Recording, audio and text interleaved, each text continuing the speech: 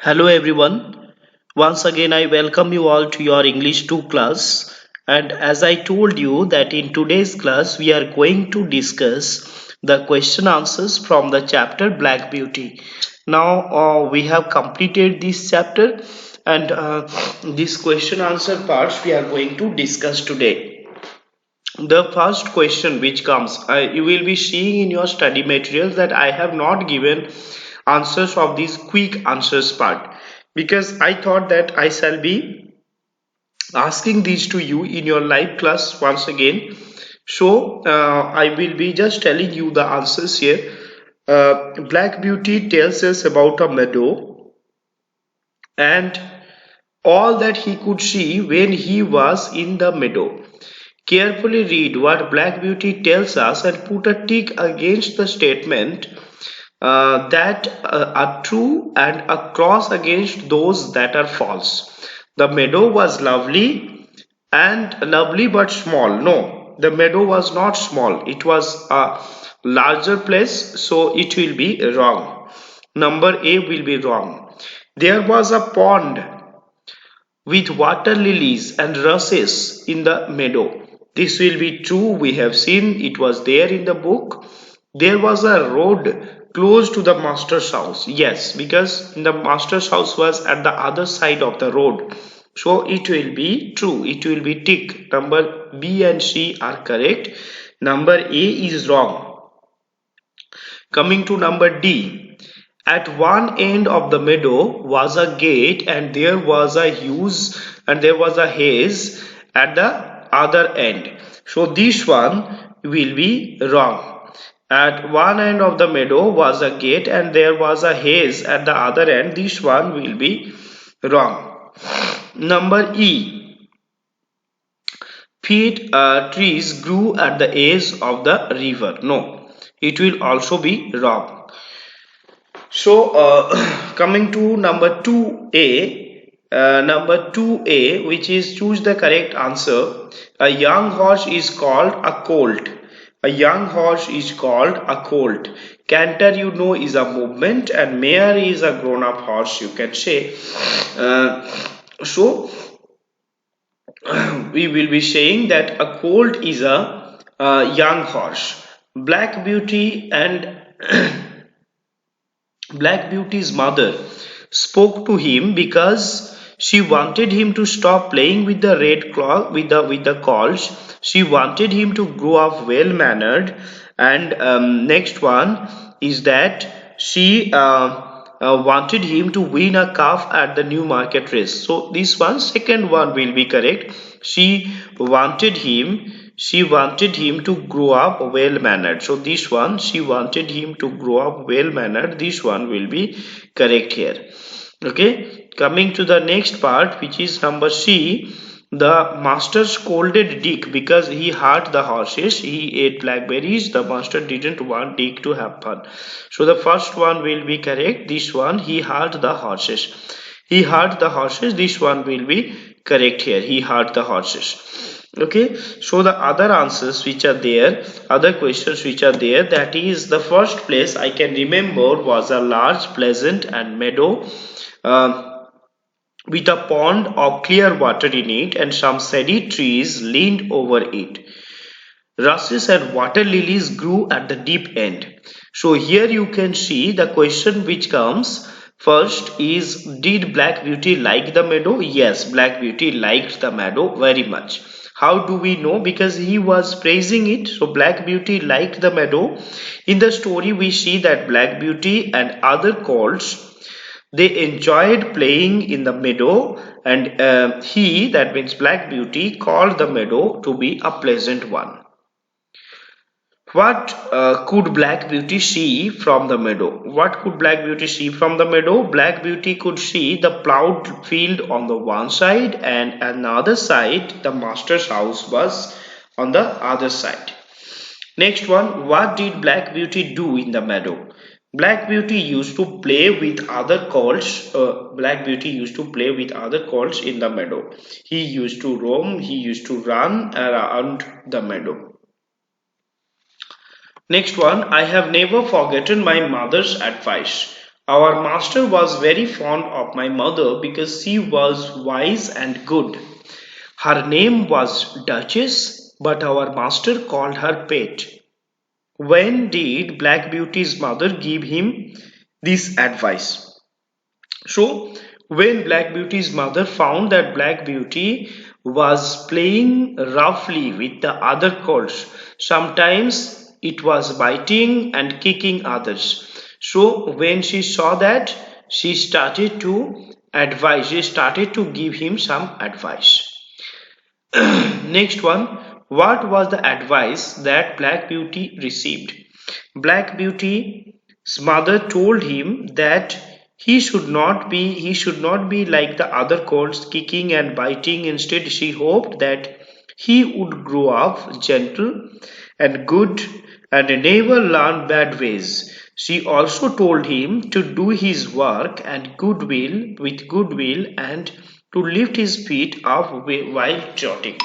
So Black Beauty's mother, she told him that Black Beauty will be while Black Beauty will be playing with others, it should behave or he should behave in a well-mannered way.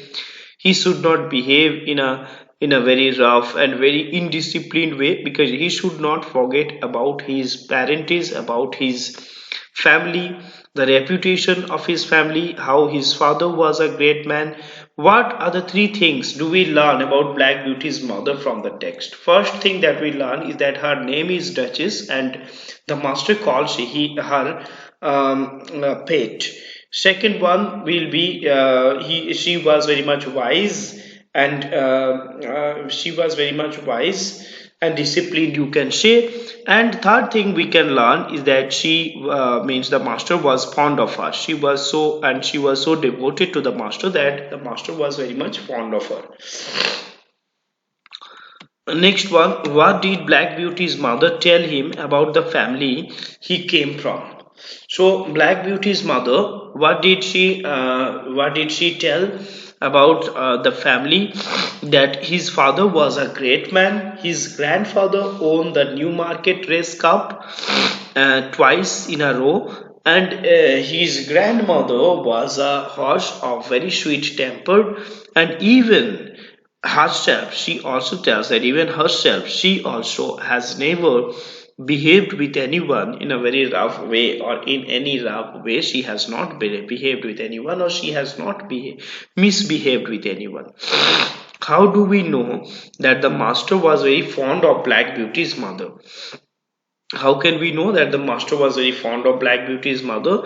Because the master used to call her pet, and also he used to bring carrot for her, and he used to bring the bread for her children, that is for her child, that is Black Beauty itself.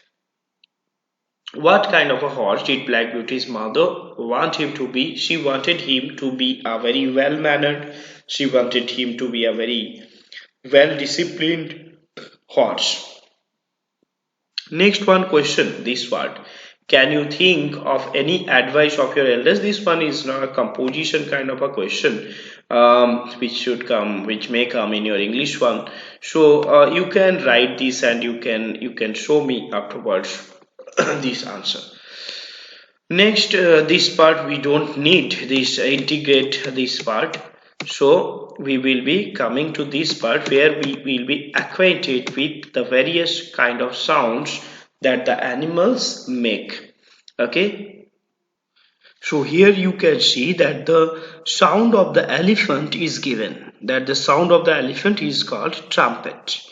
Next one, we can see that a monkey is there. A monkey's sound we call chatter. There will be this chatter. This sound will be of the monkey. So chatter is the sound that a monkey make. That a monkey makes. Next one, we can see this one. This one is a wolf.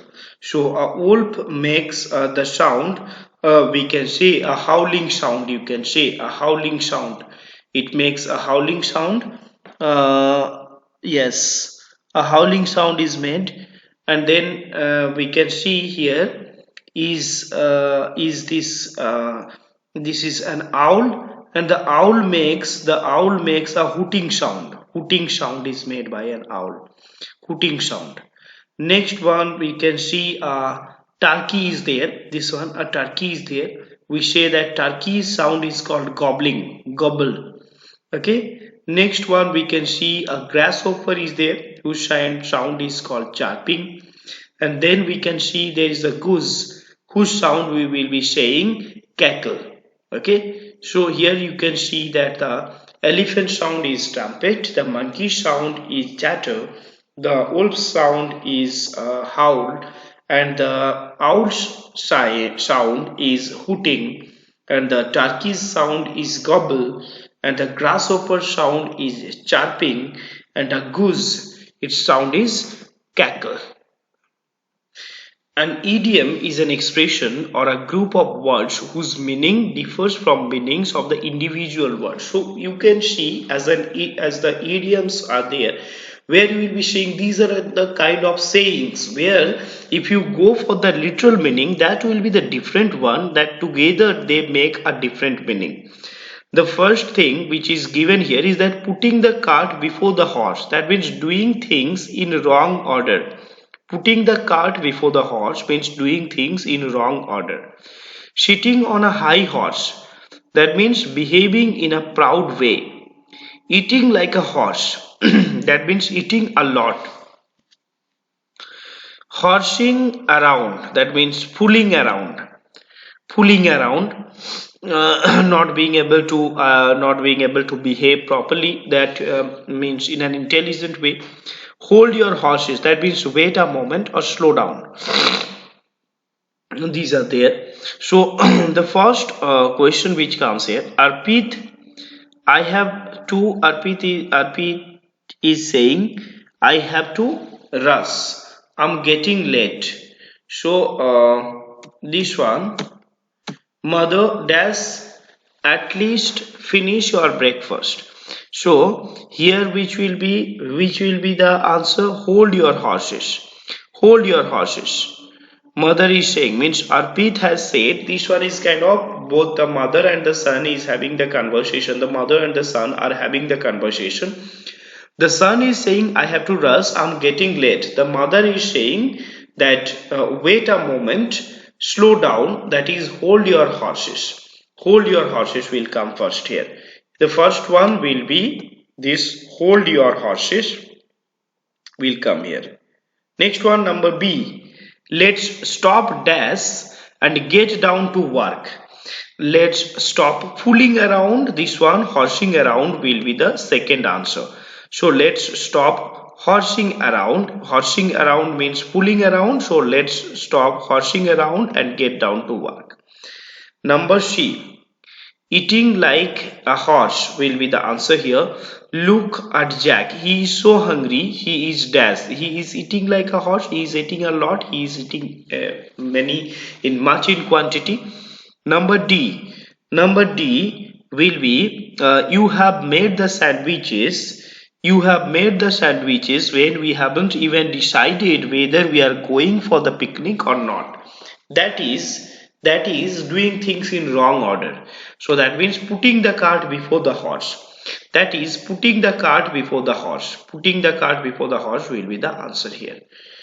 Next one, let her be. She won't join our game. Ever since she won the prize, she has been proud. That means behaving in a proud way, sitting on a high horse. Sitting on a high horse will be the answer of E number.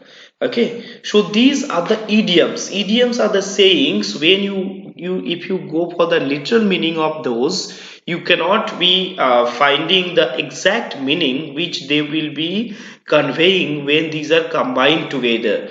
Like putting the cart before the horse, if you go for the literal meaning of that, you will be seeing that a person is putting the cart before the horses are tied up with a post or something, and there somebody is putting up a cart in front of them. So this one is the literal meaning, but it doesn't have, it becomes meaningless.